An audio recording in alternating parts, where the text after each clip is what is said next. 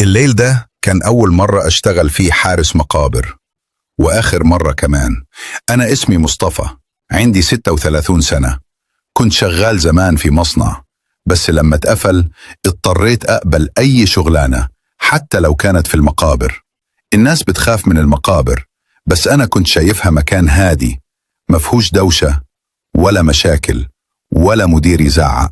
بس لما رحت هناك أول ليلة عرفت إن الهدوء مش دايما بأمان. المقابر كانت في آخر البلد بعيدة عن العمران، والهواء هناك تقيل، فيه ريحة تراب وشيء مش مفهوم، كأن المكان نفسه بيتنفس. الراجل اللي سلمني الشغل حارس قديم اسمه عم عبد الهادي، قال لي لو سمعت أي صوت بعد نص الليل ما تردش، ولو شفت نور طالع من المقبرة رقم 9 امشي من غير ما تبص وراك. ضحكت وقلت له هو في عفاريت هنا ولا إيه يا عم عبد الهادي؟ بصلي بنظرة مريبة وقال مفيش عفريت، بس في ناس مرتاحتش ولسه مستنية ترتاح. الساعة كانت 11 بالليل، الهوا بيخبط في شجر السور وصوت البوم من بعيد.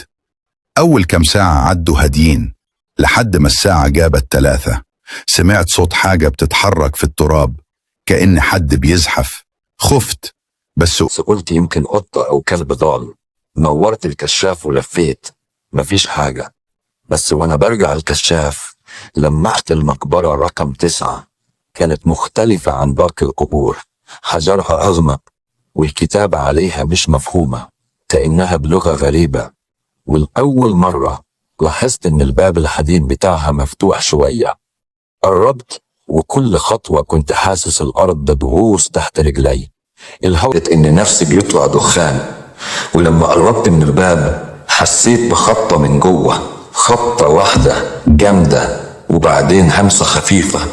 انت جيت بدري النهاردة. اتجهزت مكاني. مين بيتكلم؟ الصوت جاي من جوه. الصوت جاي من جوه القبر. رجعت خطوة ولقيت الباب الحديد بيتقفل لوحده. جريت ناحية الأوضة الصغيرة اللي بنام فيها، بس وأنا بجري كل القبور اللي بعد رقم 9 بدأت تصدر أصوات، زي ما التراب بيتحرك، زي ما في حد بيقوم. ولما بصيت حواليا شفت حاجة خلت قلبي يقع.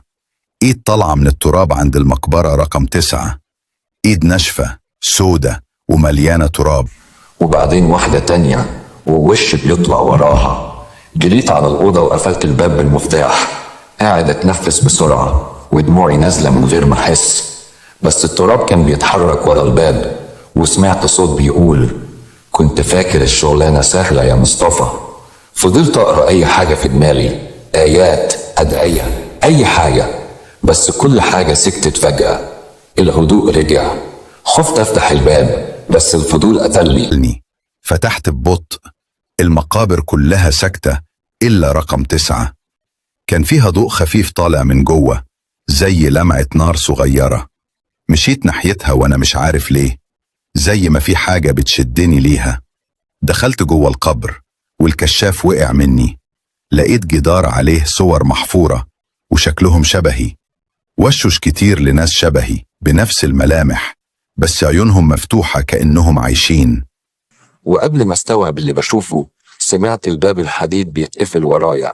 جريت عليه، خبطت، صرخت، بس الباب ما بيتفتحش. ومن ورايا الصوت رجع يقول كلكم بتيجوا واحد ورا التاني، والمقبرة رقم 9 بتختار مين يكمل الدور. لفيت وشفت نفسي، نفس وشي، نفس هدومي، وقف بيضحك لي وقال ارتاح يا مصطفى، أنا حسيتك. تاني يوم الناس لقوا الباب الحديد مفتوح والمقبرة نظيفة، لكن مفيش أي أثر لمصطفى. الدفتر بتاعه كان واقع على الأرض، مكتوب فيه آخر سطر: اللي يدخل المقبرة رقم 9 عمره ما يخرج. ومن ساعتها كل حارس جديد بيسمع نفس الجملة أول ما يبدأ شغله: لو شفت نور طالع من المقبرة رقم 9 امشي من غير ما تبص وراك.